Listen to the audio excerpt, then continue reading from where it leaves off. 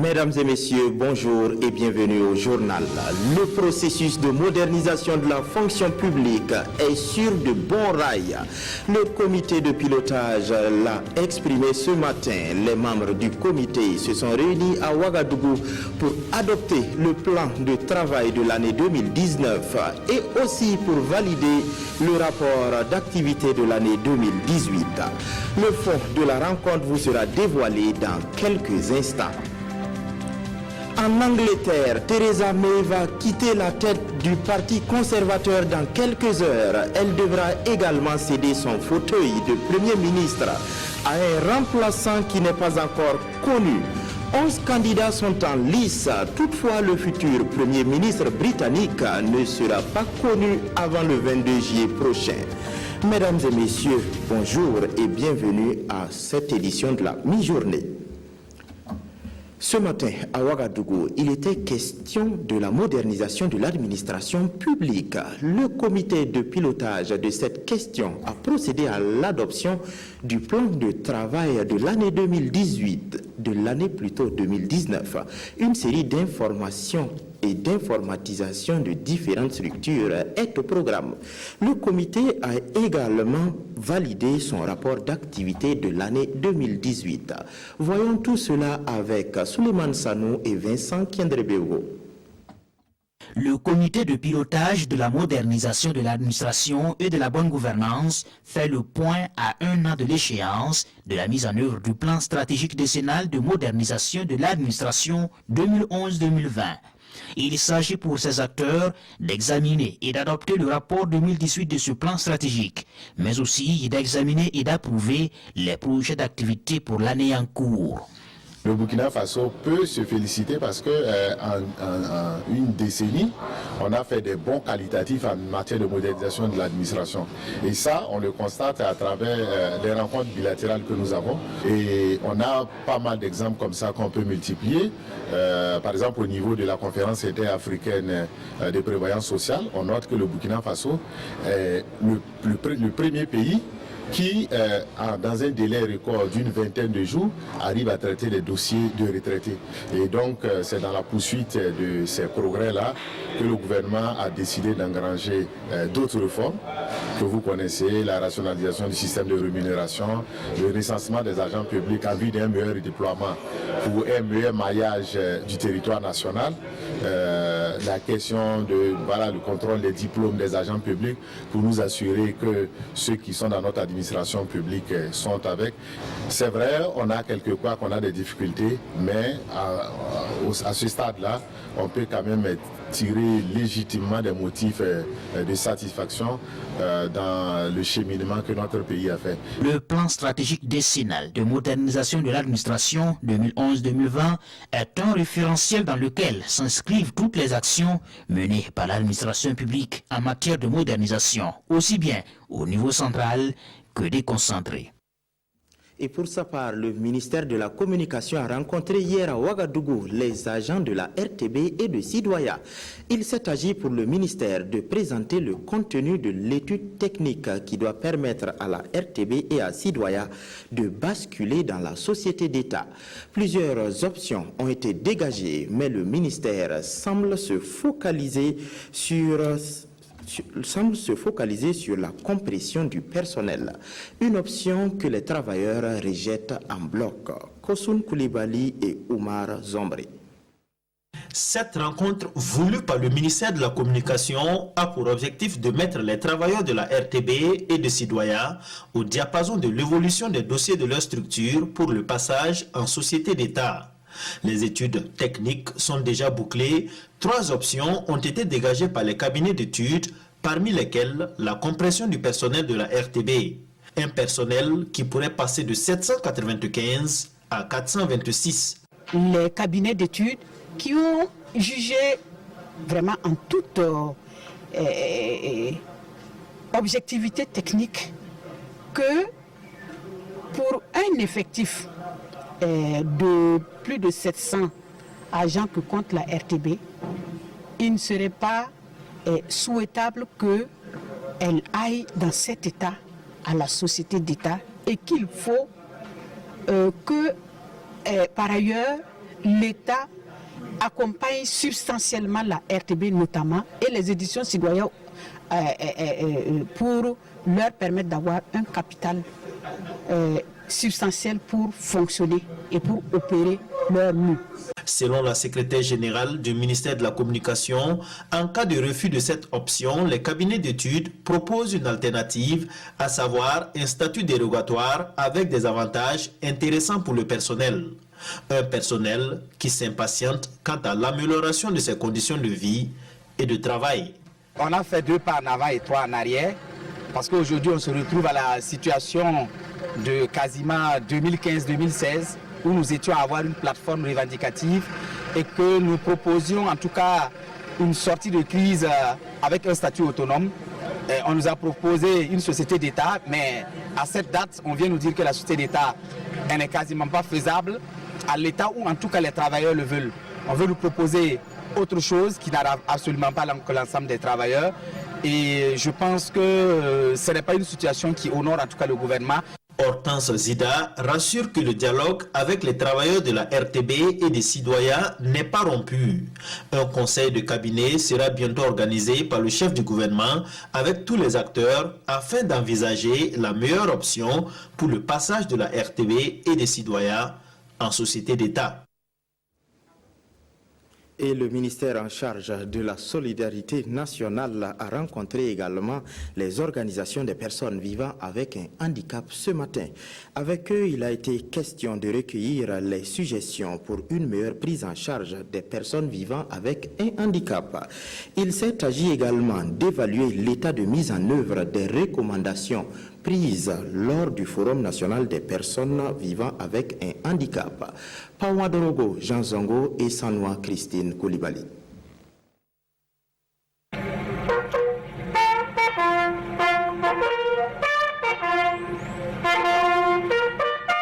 Le commandant du groupement central des armées, dans des pas harmonieusement cadencés, passe en revue la troupe avant de présider ce cérémonial sobre, mais qui n'en traduit pas moins son sens, son importance. La remise du diplôme de CT1 APC, certificat technique premier degré en armement petit calibre, au bénéfice de 19 apprenants venant de 14 pays d'Afrique. Ces stagiaires de la 11e promotion et issus donc de 14 nationalités ont pendant 14 semaines allié cours théoriques et pratiques, couronnés au finish par une campagne de tir des armes utilisées, 14 au total. Il y a les petits calibres et les gros calibres. Mais ces stagiaires, c'est surtout les armes individuelles. Ils ont appris des démontages complexes, comment gérer un magasin et même la maintenance. C'est-à-dire qu'ils sont aujourd'hui à mesure de réparer certaines garnitures et certaines pièces mécaniques. Ces nouveaux diplômés sont désormais plus aguerris, selon le major burkinabé. On a appris beaucoup de choses, à savoir les études techniques de l'armement, les actes de maintenance, c'est-à-dire les actes de réparation des armes, c'est-à-dire le fait de diagnostiquer et de réparer les armes. Sur le terrain, on sera plus opérationnel. Le stage, avec le soutien de la coopération française, a été assuré à ISLO, Institut supérieur de logistique de Ouagadougou, une école nationale à dimension régionale. Vous l'avez sûrement remarqué, il s'agit plutôt d'une remise de diplôme à 19 stagiaires venus de 14 pays d'Afrique qui ont bouclé 14 semaines de formation dans le maniement des armes. Ils ont également été aguerris dans la maintenance des armes de petit calibre. C'était un reportage de Gérard Sommet et de Abdul Rasmane Zongo. Venons à présent à la rencontre du ministère en charge de la solidarité nationale et avec les personnes vivant avec un handicap. Avec eux, il a été question de recueillir les suggestions pour de meilleures prises en charge et également d'évaluer la mise en œuvre des recommandations prises lors du Forum national des personnes vivant avec un handicap. Pawadorogo Jean Zongo et Sanoa Christine Koulibaly. Les attributions consacrant la protection et la promotion des droits des personnes handicapées demeurent une priorité, même après la suppression du secrétariat d'État chargé des personnes vivant avec un handicap, a tenu à rassurer Marie-Laurence Ilboudou Marchal à cette rencontre. Une rencontre qui se tient dans un contexte sécuritaire difficile et qui commande l'urgence des actions. Aujourd'hui que nous avons le défi sécuritaire qui est là, donc ce sont des cibles aussi qui sont soumises à ce défi sécuritaire, et ce défi sécuritaire aussi fait que nous réorientons certains budgets qui fait qu'il y a certaines cibles qui sont touchées. Donc il est important qu'ensemble nous discutions pour voir avec le peu de ressources comment ensemble, entre hommes, nous pouvons avancer pour avoir de meilleurs résultats. Il s'agira également d'échanger sur la mise en œuvre des recommandations du Forum national des personnes handicapées tenu en juin 2018. Les activités génératrices de revenus avaient été mises à la disposition des personnes handicapées. Ça, c'est quelque chose d'effectif qui a été fait. Donc l'obtention de la carte d'invalidité, dont le blocus était beaucoup plus, et la question du certificat médical, dont a trouvé quand même des améliorations, puisqu'aujourd'hui tout le ministère de la Santé sait qu'il faut une carte d'invalidité et un certificat médical pour que les personnes handicapées puissent avoir des cartes d'invalidité et pouvoir bénéficier de ce que nous avions appelé avantage, même si c'est des droits, puisque aujourd'hui nous parlons en termes de droits. Donc ça, vraiment, ça a bougé. Donc comme dit, on peut dire vraiment que ces deux aspects ont bougé. Les lignes ont certes bougé, mais de nombreux défis demeurent, dira Issa Palinfo.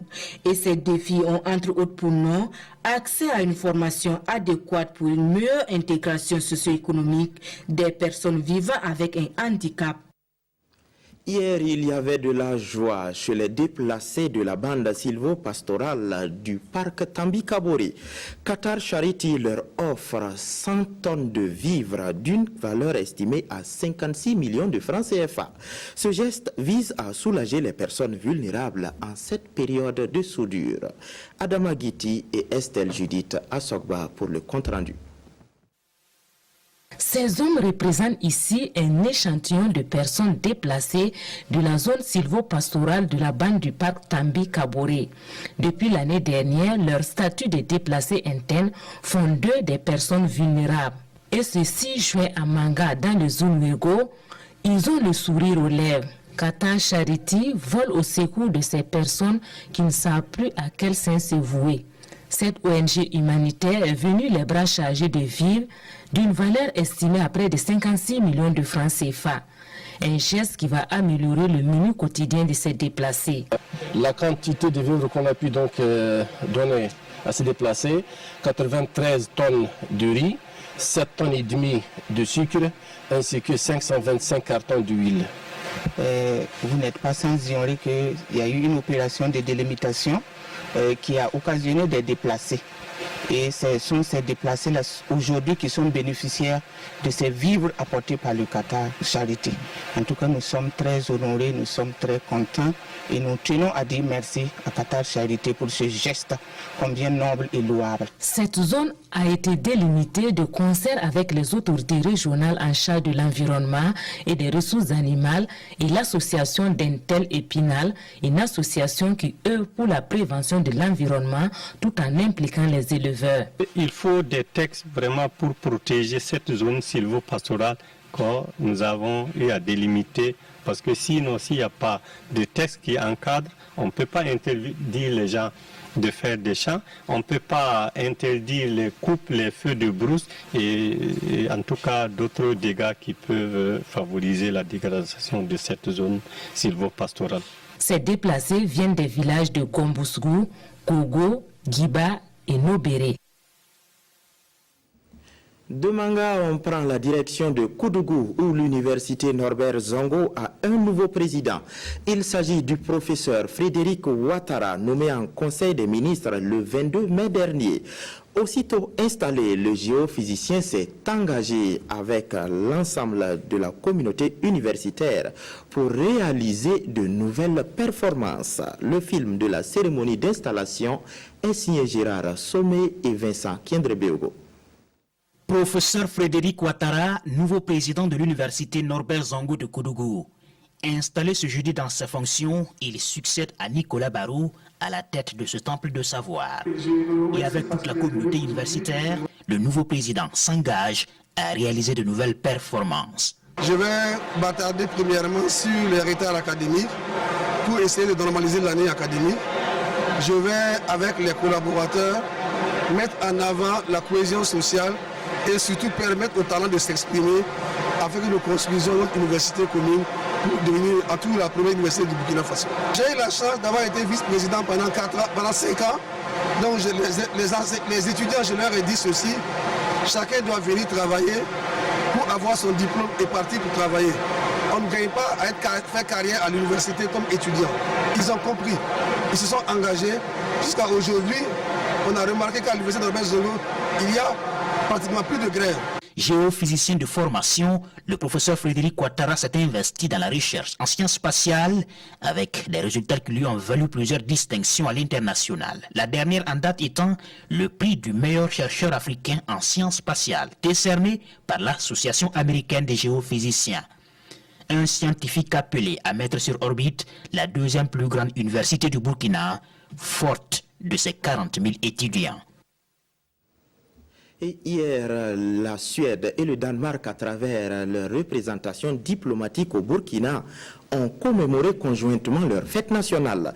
La fête nationale danoise, communément appelée Jour de la Constitution, marque l'entrée en vigueur de la Constitution du 5 juin 1849, une date qui instaure la monarchie constitutionnelle au Danemark. Et la fête nationale suédoise marque la fin de l'Union de Kalmar, une période considérée comme le début de la Suède moderne. Le compte-rendu est de Isaka Wedraogo et Adama Koulibaly. Un toast en l'honneur des fêtes nationales du Danemark et de la Suède.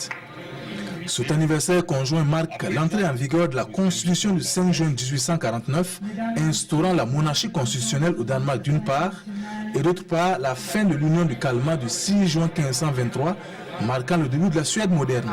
Nos constitutions sont le fondamental qui règle les rapports entre gouvernants et gouvernés au sein de nos États.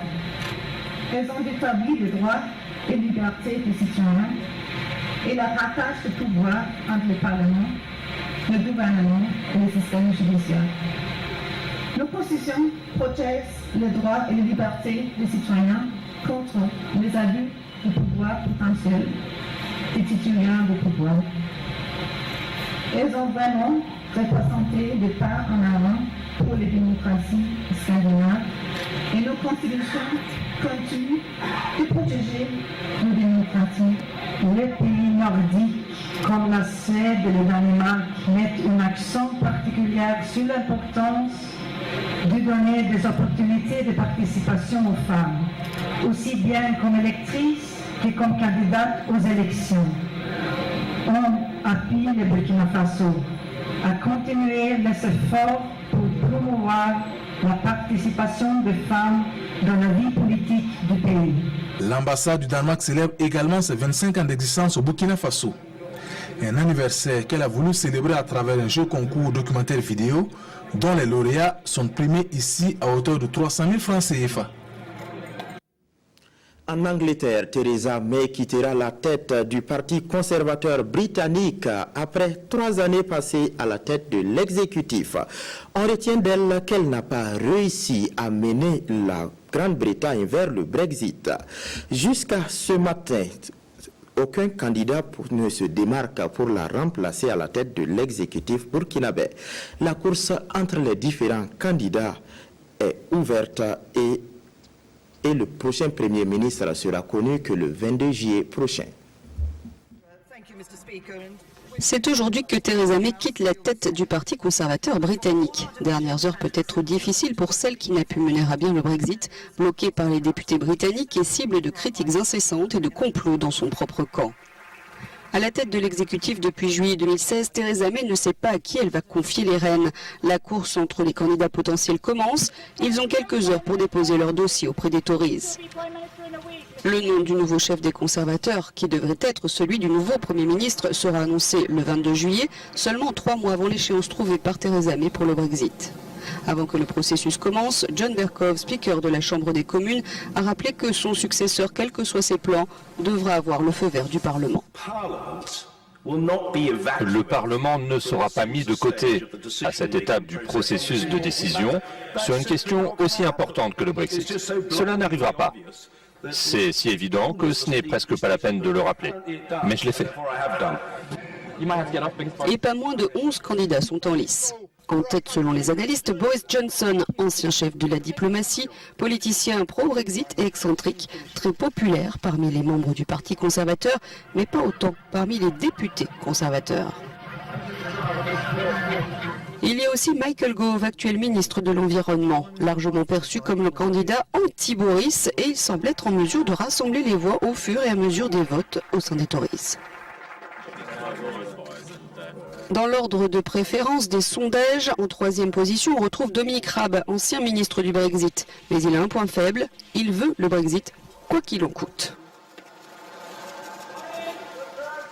Dans la longue liste des candidats potentiels, on retrouve aussi Jeremy Hunt, actuel chef de la diplomatie britannique. Et Sajid Javid, le ministre de l'Intérieur. Partisan d'une ligne dure en matière d'immigration, il aurait peu de chances d'être choisi par les Tories. Et comme vous l'avez remarqué, Theresa May quittera bien la tête de l'exécutif britannique et la course est déjà lancée. Les journaux du jour au Burkina Faso s'intéressent à la sanction de l'Union africaine à l'encontre du Soudan, mais ils traitent aussi des défis sécuritaires liés aux examens de fin d'année scolaire. La revue de presse est signée Aimé Solange Guigma. La une des quotidiens du jour, les examens de fin d'année. Le ministre Ouaro galvanise les candidats titre Sidoya. Plus de 316 000 candidats à l'assaut du BEPC, CAP et BEP indiquent aujourd'hui au Faso et le candidat insolite a été interpellé au lycée Philippe Zenda Kabouré, relève l'observateur Palga, avec un accoutrement bizarre qui a suffi à le faire considérer comme un suspect alors qu'il voulait acheter du haricot dans l'enceinte du lycée, explique ce journal. Pour des raisons de sécurité, renchérit-il, personne ne doit avoir accès à l'aire de composition des candidats, peu importe qui tu es si tu n'es pas un acteur de l'examen. Des mises en garde qui éviteraient à d'autres personnes de se faire suspecter en ces temps qui courent où un convoi transportant les épreuves du BEPC a été attaqué dans la Compiègne. Une attaque qui a été repoussée mardi 4 juin 2019 par les forces de défense et de sécurité, note le quotidien. Et les personnes convoyant les épreuves s'en seraient sorties indemnes, sans oublier l'attaque du commissariat de Founzan qui visait les cantines et les sujets d'examen. Heureusement, tout a été remplacé rapidement pour permettre le démarrage des examens de ce côté, explique le ministre Ouaro dans le journal Le Pays, lequel journal somme l'État de relever à tout prix le défi sécuritaire pour permettre aux examens scolaires de se tenir dans un environnement sécurisé en mettant par exemple à contribution les associations des parents qui, main dans la main, pourront trouver un début de solution à bien des problèmes liés à la menace terroriste, car nul ne peut venir à bout d'un peuple conscient et engagé à défendre l'avenir de ses enfants, conclut ce journal. Ainsi s'achève ce journal. Merci de l'avoir suivi. L'information continue sur www.rtb.bf.